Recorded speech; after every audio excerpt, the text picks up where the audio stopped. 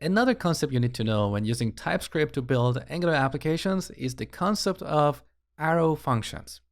So in JavaScript, we can declare a function like this. Let log, we set this to a function. This function takes a message object and simply logs it on the console, like this. Now in TypeScript, there is a shorter way to define this function. So let's call the other one doLog. Now we don't need the function keyword anymore.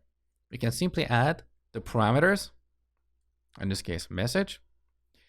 Then we add this arrow, and that's why we call this an arrow function. And finally, the code block. So console.log message.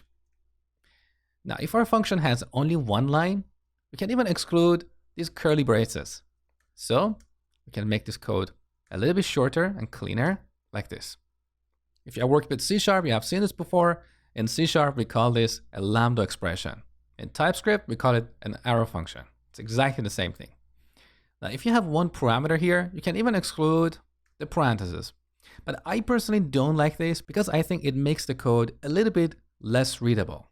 So I always like to put my parentheses here to indicate to the reader of this code that these are the parameters.